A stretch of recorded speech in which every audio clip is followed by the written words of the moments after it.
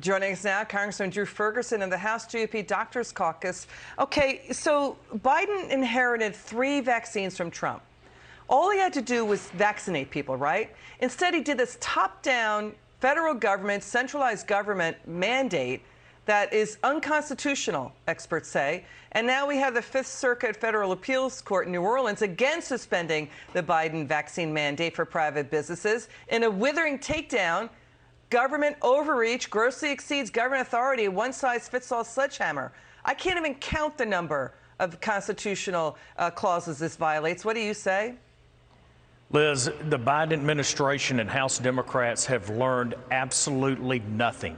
This vaccine mandate, as you have pointed out, is unconstitutional. The courts are striking it down, but it is going to have a negative impact on the American business and American families, whether it's putting pressure on a supply chain that is already strained from a labor perspective, or it's forcing children to take a vaccine. I don't think the Democrats learned a single thing from their defeats in Virginia and New Jersey.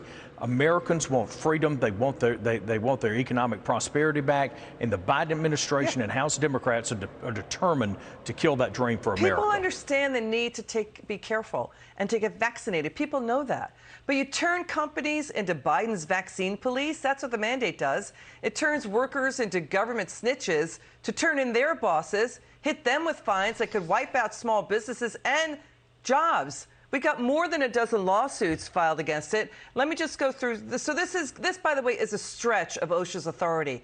It violates the Constitution's 10th Amendment, the Commerce Clause, the First Amendment, and more. So the Supreme Court repeatedly said the power to do this lies with the states, not the federal government. Why didn't they get that at the outset? Because they want to control Americans' lives. That's what this is about. And look, this is going to make our communities less safe. Think about what happens when municipalities start firing police officers and firefighters when this mandate goes into effect. It is really, in essence, a backdoor defund the police movement.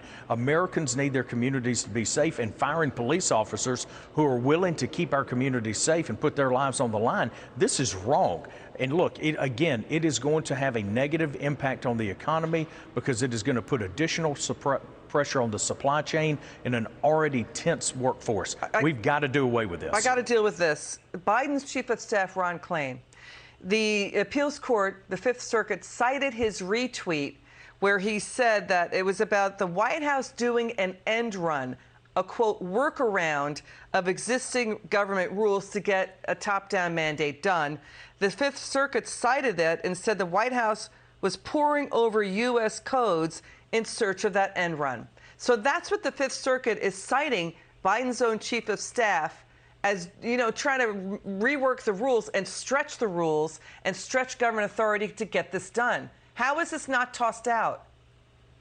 Liz, once again, the Biden administration has not learned a thing, and they aren't listening to the American people. They continue to go down these roads. It's all about control, and it's having devastating effects on children, on businesses, on our economy. At every single point, they are making missteps. America has lost confidence in this administration. They continue to push back against this government overreach. You know what it is? It's just talk to people. Just talk to people, White House. Talk to the voter. Connect with the voter. Don't do top-down bullying. Watch Dr. Fauci saying here there's a misplaced perception of placing individual rights over societal safety. Watch this. Then the next day, the president's saying free Michigan, free Virginia.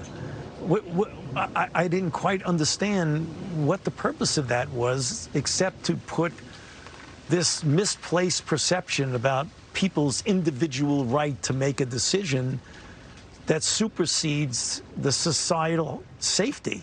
That, to me, is one of the things that I think went awry in all of this. All right. Liz, wait a minute. I just want to say this. I got to say this. Americans are coming off of a year of shutdowns. They shut down dry cleaners. They shut down a little shoe store guy, right? They shut down schools. Americans suffer through shutdowns. We still are 4 million less jobs than pre-pandemic. That's what Americans suffer through. Why doesn't Fauci acknowledge that? And why isn't there more kindness in the White House in dealing with Americans on this? Look, I would say Dr. Fauci should stick to being a doctor, but he's not real good at that. But for him not to recognize that this country is built on individual rights and freedoms shows how out of touch he is, along with the administration. America doesn't want this. It is time to push back against it. Americans know how to make their own decision. They know how to keep themselves safe. And the last thing we need is more government overreach. It's time to put an end to this. Congressman Drew Ferguson, thanks for joining us.